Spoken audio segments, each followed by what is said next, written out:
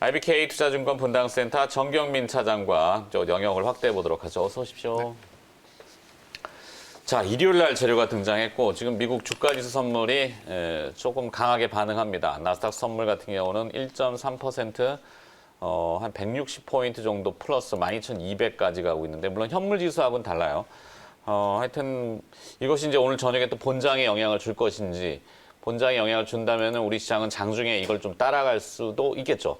재료가 지금 이제 혼재되어 있는데 결국엔 포인트는 다 똑같습니다. 바이든 당선인의 확정과 이것이 이제 앞으로 어떤 영향을 줄 거냐는 논의들이 많이 되겠죠. 바이든 당선자의 공약 우선순위는 일단 기후 위기를 강조했고 기후 협약의 복귀를 우선적으로 얘기했죠. 그다음에 이제 셰일 오일 규제, 친환경 에너지 확대, 그다음에 이제 의료 쪽에서는 코로나 방역 강화, 그다음에 WHO의 재가입, 오바마 케어 같은 보편적인 의료 서비스 확대, 이렇게 주류가 됩니다. 물론 좋은 것만 있는 건 아니에요. 일단은 그 재원을 마련하기 위해서는 재정을 확대해야 되겠죠. 재정 집행을. 5차 추가 경기 부양, 이 안이 과연 규모가 얼마나 될지, 이건 또 상원의 집권이냐 마냐에 따라서 뉴스 많이 보셨겠지만 공화당이냐 또 민주당이냐.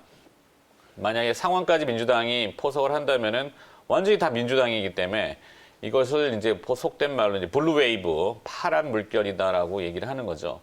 그러면 이제 재정 규모는 확대가 될 겁니다. 돈을 많이 집행하겠죠. 근데 어딘가 구멍이 날 거예요. 그러면은 돈을 어디서 걷어야 되겠죠. 그것이 이제 대기업들, 재벌들, 우리 표현으로 하면은 법인세 인상 이슈가 있기 때문에 법인세를 올리면은 시장금리도 스물스물 따라 올라갈 거고 장기적으로 보면은 시장금리 상승이 우리 주식시장에는 꼭 좋은 재료가 되지만은 않습니다.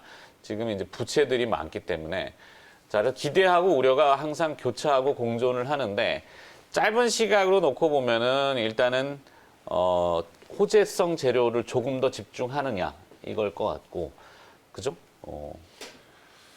일단 이 이슈도 일주일 이상 지속될 거예요. 이제 무엇이 수혜주가 될 것이냐, 그러면서 이제 전문가들 또 각종 미디어에서 막 얘기하겠죠. 네, 이런저런 이제 지겹도록 얘기할 겁니다. 그래서 이제 뭐랄까요, 여기에 이제 그 기간은 유효 기간은 제가 볼 때는 내년 1분기 정도가 좀 피크가 되지 않을까 싶고. 왜냐하면 우리가 한 4년 전에 이 트럼프 대통령이 당선됐을 때 트럼프의 수혜주 그래가지고 이렇게 좀 예전 거를 좀 찾아봤는데 지금 현재 주가랑 비교해 보면 맞아 떨어진 게 거의 없습니다. 네. 그렇기 때문에 이건 좀 오히려 좀 단기적인 이슈가 될 수 있겠고 거기에 따라서 주가가 좀 반응하는 것도 그렇게 길 것 같지는 않다라는 좀 직관을 좀 말씀드리고 싶고요.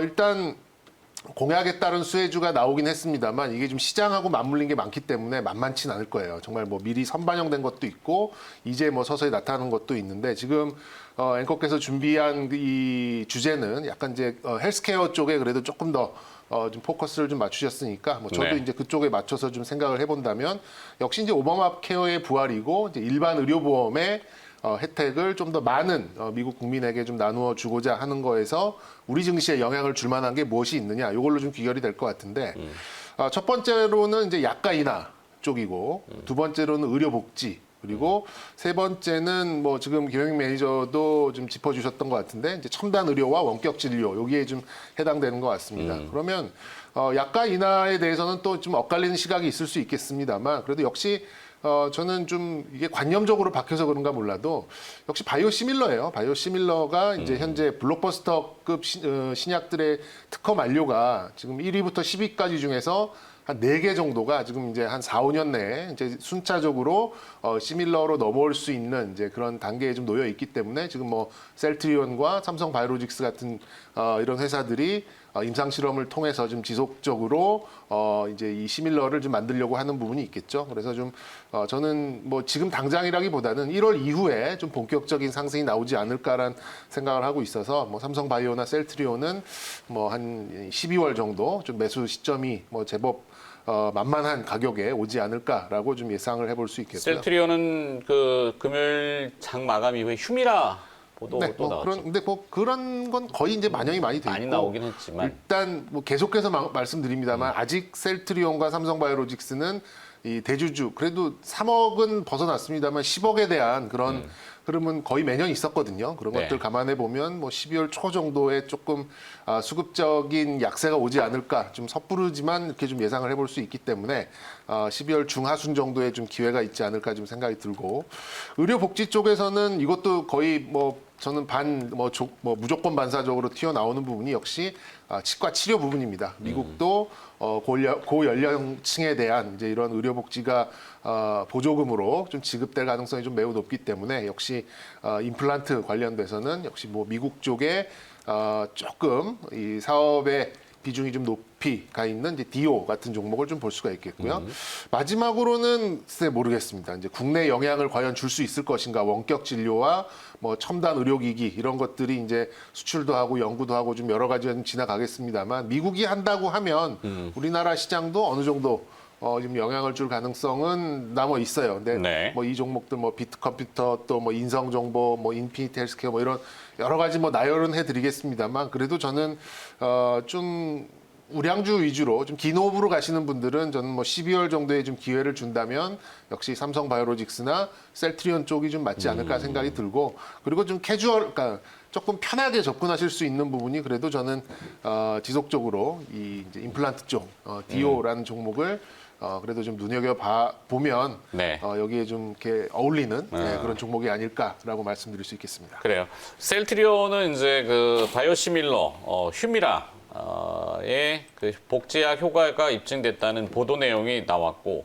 거기에 이제 코로나19와 관련된 또 뭐 이슈가 조금 곁들여진 것 같고 뭐 디테일한 내용은 워낙 반복적이기 때문에 오늘은 이제 셀트리온이나 아니면 삼성바이오로직스 그리고 또 이제 제가 곁들인 거는 코로나19와 관련돼서는 이제 인공호흡기인 메가ICS와 리메드는 이제 그 비침성 뭐 그 고주파 치료 뭐 이런 거니까 이제 공공의료 갖다 이제 묶는 거죠, 막 그냥. 전자약으로 분류는 됐는데 네. 잘 와닿진 않아요. 저도 리메드는. 뭐 넣어놓긴 했지만 하여튼 이것저것 하다 보니 물론 저거 이외에도 기업들은 많으니까 그러니까 바이오 쪽이 아무래도 오늘은 주류가 되지 않을까 싶어서 이제 치과 치료 종류인 디오. 네.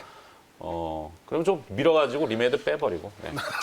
네, 저도 첨삭을 조금 해드리면 아니야 빼지 말고. 네. 그 치과 치료는 분명히 좀 되게 참신한 접근인 것 네. 같아요. 왜냐하면 우리나라도 이제 문재인 대통령 취임하고 나서 문재인 케어의 가장 또 핵심적인 게 아마 연령은 제가 정확하게는 기억이 안 나는데 1년에 하나씩 이제 임플란트를 이제 보험 적용을 해주는 게 시행이 됐잖아요. 네. 미국에서 당장 이제 이런 제도가 시행이 되기는 좀 어렵다라고 봐요. 아무래도 여러분들 아마 아시는 분들은 아시겠지만 미국은 미국의 치과 치료 한번 가면은요. 비싸죠. 진짜 잘못하면 그냥 뭐 수백만 원씩이 치료비가 나오거든요. 네. 그래서 이제 임플란트까지 이제 의료 보장을 해준다까지 가기는 조금 뭐 어려울 수 있다라고 하더라도 어쨌든 네. 접근성의 이제 부분에서 뭐 부분적인 어떤 보장 정도라도 된다면 상당히 좀 좋은 투자 요인이 좀 될 것 같아요. 제가 차장님 지금 말씀하시길래 디오 차트를 되게 오랜만에 열어봤는데 정말 바닥까지 많이 조정을 좀 받고 뭐 접근하기가 거의 뭐 부담이 없는 역사적인 이제 저점 부근까지 와 있는 것 같거든요. 뭐 조금 길게 본다면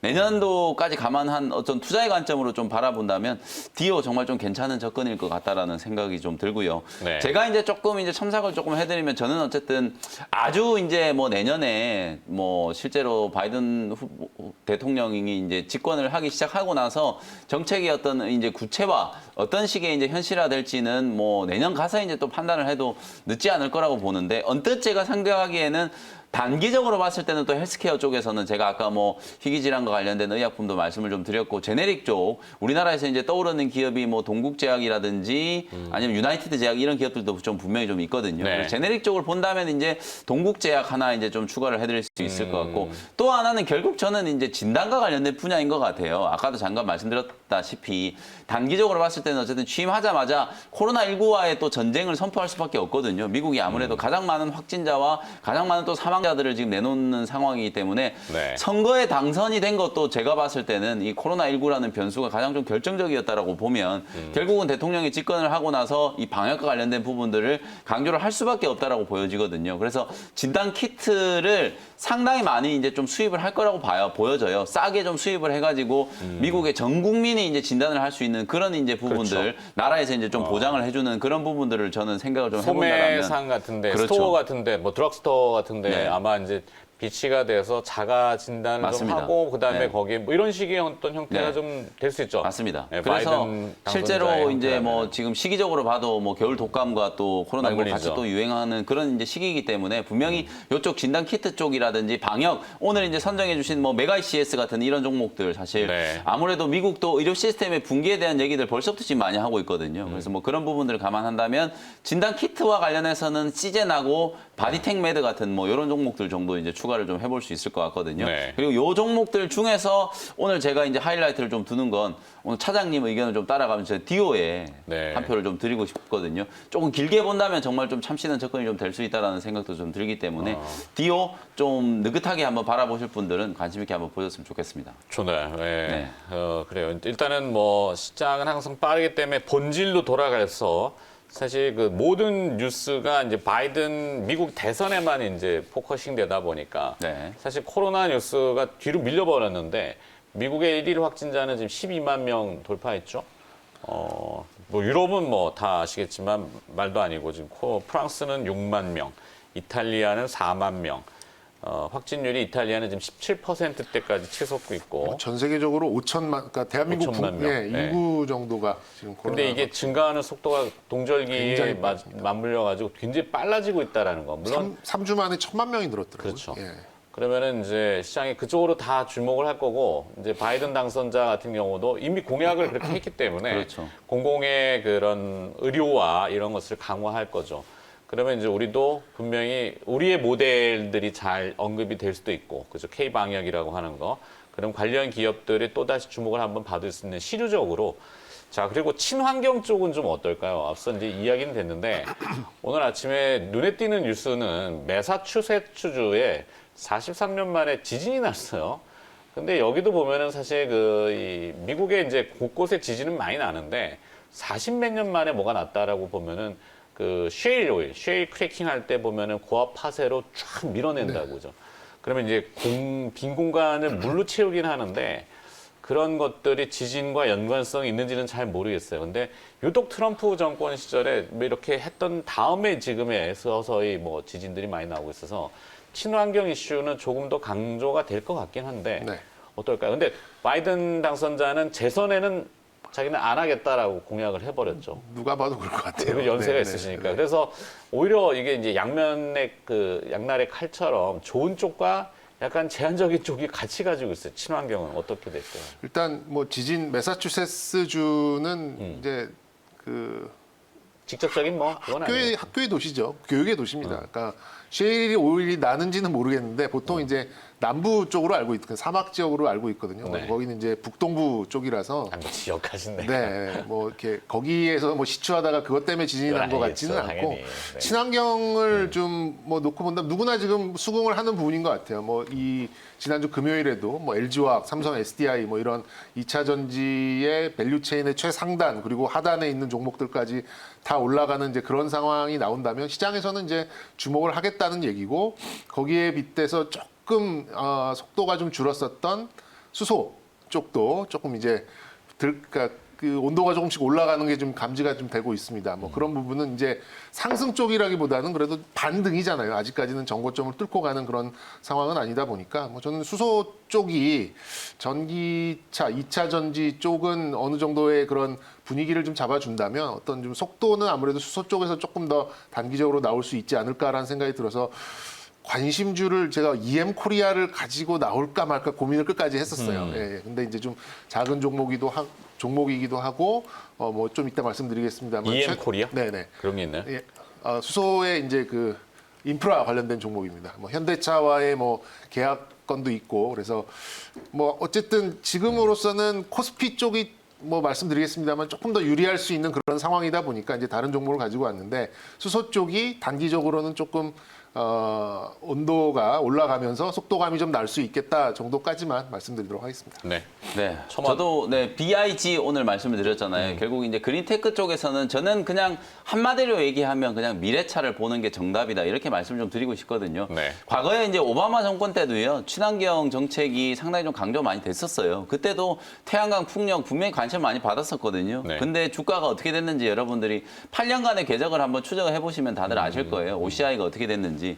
그래서 실제로 저는 이번에도 태양광 풍력 쪽 결국에는 이런 이제 새로운 패러다임 만들어 간다라고 하더라도 이건 단순히 이제 테마가 조금 수그러들기 시작하면 실질적인 수혜를 분명히 좀 따지게 될 수밖에 없거든요. 네. 미국의 이제 태양광 패널들을 이제 많이 이제 뭐 공급을 한다라고 해서 과연 직접적으로 우리나라 이제 OCI라든지 이런 기업들이 직접적인 수혜를 입을 수 있을 것인가? 그 부분은 저는 분명히 회의적이다라고 보거든요. 그래서 네. 결국에는 미래차, 결국 현대기아차가 북미 시장에 그만큼 그동안에 이제 이를 갈면서 공을 들였었던 이유가 지금부터 이제 서서히 저는 결과로 나온다라고 저는 보여지거든요. 그래서 전기차라든지 수소차 쪽은 뭐 단순히 이제 바이든 후보가 당선이 됐다라는 거 그런 측면뿐만 아니라 시대적인 흐름 자체가 어쨌든 또 그쪽 방향으로 아무래도 좀 포인트가 좀 쏠리고 있는 그런 부분이기 때문에 네. 정책적으로도 뭐 바이든 후보가 전기차 보급을 많이 하겠다. 수소차도 지금 뭐 차장님께서 말씀해 주셨던 것처럼 결국에는 이제 이 미래차가 수소차 내지는 전기차 쪽으로 분명히 이제 시장이 좀 형성될 거기 때문에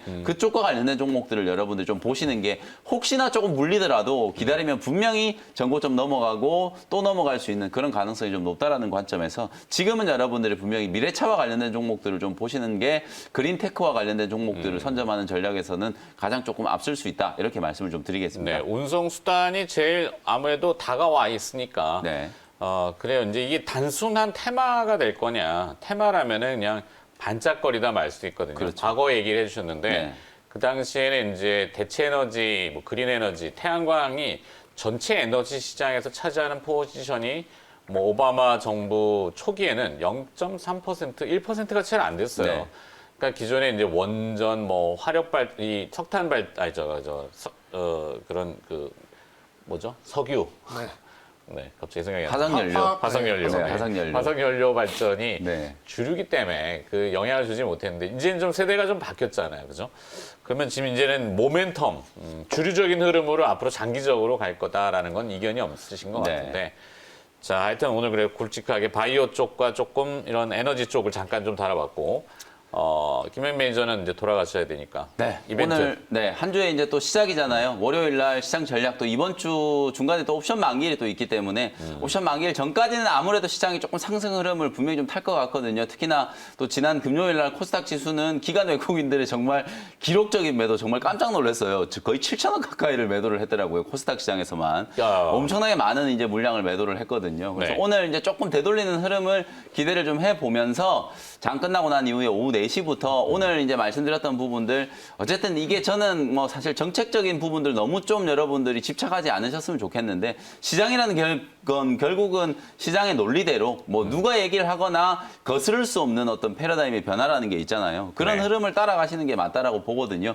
BIG와 관련된 부분들 좀 다시 한번 좀 설명을 좀 드리면서 과연 우리가 지금 시장에서 어떤 종목들을 포트에 좀 담아놔야 될지 종목에 대한 부분들까지 설명드리도록 할 테니까요. 오후 4시 온라인 또 무료 공개 방송에서 다시 인사드리도록 하겠습니다. 알겠습니다. 자, 오프닝 함께 해주신 MBN골드의 김영민 매니저였습니다. 고맙습니다. 네, 감사합니다.